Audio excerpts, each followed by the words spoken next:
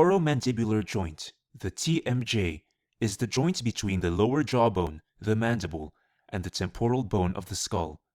The TMJ is responsible for jaw movement and is the most used joint in the body.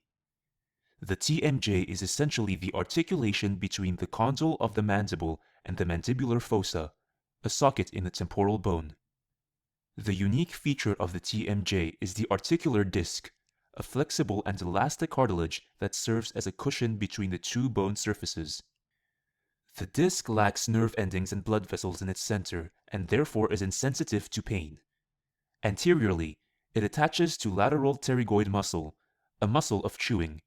Posteriorly, it continues as retrodiscal tissue, fully supplied with blood vessels and nerves. The mandible is the only bone that moves when the mouth opens. The first 20 mm opening involves only a rotational movement of the condyle within the socket. For the mouth to open wider, the condyle and the disc have to move out of the socket, forward and down the articular eminence, a convex bone surface located anteriorly to the socket. This movement is called translation. The most common disorder of the TMJ is disc displacement, and in most of the cases, the disc is dislocated anteriorly. As the disc moves forward, the retrodiscal tissue is pulled in between the two bones. This can be very painful as this tissue is fully vascular and innervated, unlike the disc. The forward dislocated disc forms an obstacle for the condyle movement when the mouth is opening. In order to fully open the jaw, the condyle has to jump over the back end of the disc and onto its center. This produces a clicking or popping sound.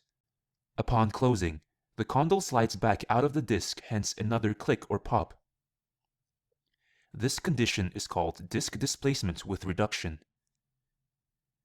In later stages of disc dislocation, the condyle stays behind the disc all the time, unable to get back onto the disc. The clicking sound disappears, but mouth opening is limited. This is usually the most symptomatic stage. The jaw is said to be locked as it is unable to open wide. At this stage, the condition is called disc displacement without reduction. Fortunately, in majority of the cases, the condition resolves by itself after some time. This is thanks to a process called natural adaptation of the retrodiscal tissue, which after a while becomes scar tissue and can functionally replace the disc. In fact, it becomes so similar to the disc that it is called a pseudodisc.